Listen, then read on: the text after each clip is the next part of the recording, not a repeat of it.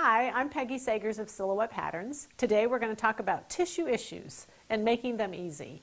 Over the years we've done numerous DVDs, draping, fitting, changes, all the things we need to do. And what we haven't done is really focused on the tissue and literally making those changes on the tissue. And what I've learned from you all is you're nervous. You're just really nervous about changing those tissue issues. So we're going to make them easy. The other thing I want you to show you is sometimes for a rounded tummy, a high hip, those are really kind of the same solutions. We want to know the shape of the French curve, and as we lay the French curve down on our pants, we can pick up what that shape is. And if you notice where the French curve is at the waist, and that number is 18, and let's say it goes down 8 inches, which is 10, that's the shape of me. And every time I make a pattern, I should use that same shape. Now let me just show you for a tummy why this helps.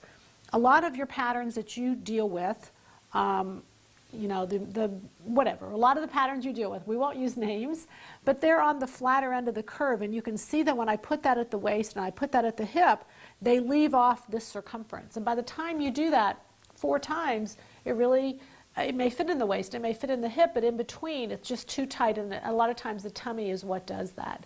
So a tummy is just a circumference issue. Even if you know, this is just one example, but I could curve this and give it even more.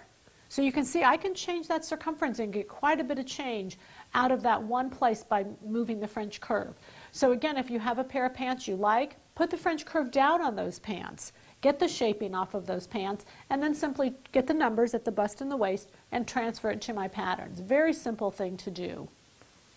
And this high hip is simply when the shape of this fullness is actually higher, closer to the waist, than opposed to it being lower. So if the French curve is like that, that's not so much a high hip. And when the French curve gets pivoted, and you can see that full part of the French curve is moved up closer to the waist, that's what a high hip, that's what is usually termed as a high hip. It just means the roundest part of the hip is very, very close to the waist. But I can change that with my French curve very easily.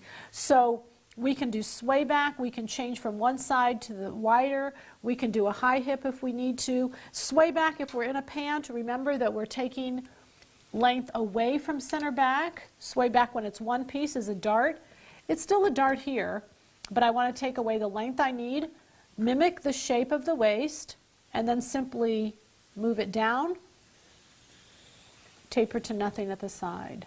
So sway back is a shorter, it's a shorter distance at center back, and nothing's changing at the side. So in each cases, I'm taking a dart out of center back, tapering to nothing at the side, a dart out of center back, tapering to nothing at the side.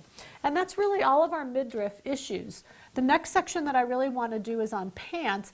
They're perceived to be so difficult, but they're just not. There's really only a few things that can go wrong with pants. We've talked about the sway back, we've talked about the shape of the hip, and now I just want to show you a few wrinkly crotch issues that can take place and really how easy these are to fix.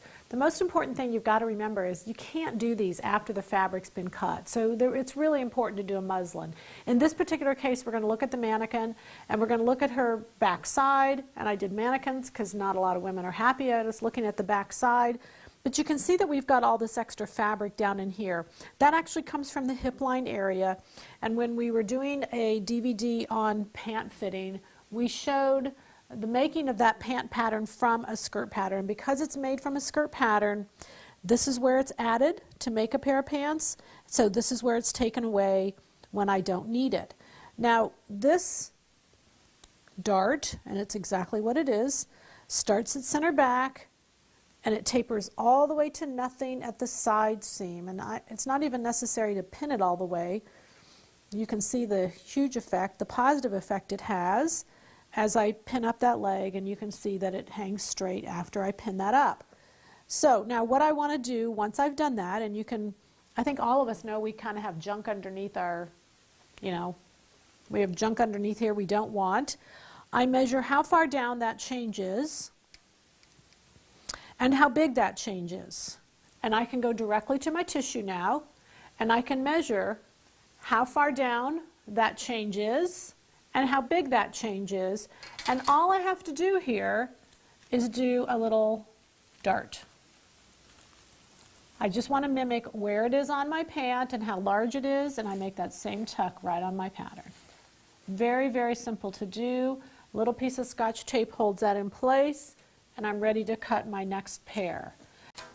I'd really like to say in closing for all of you that fit is a wonderful thing. And for a lot of us, we have special clothes and we love them because of the way they fit and the way they feel. Fit always gives us more mobility. It always makes us look better, and it's never a negative. I have seen in some cases where women do what we call overfit.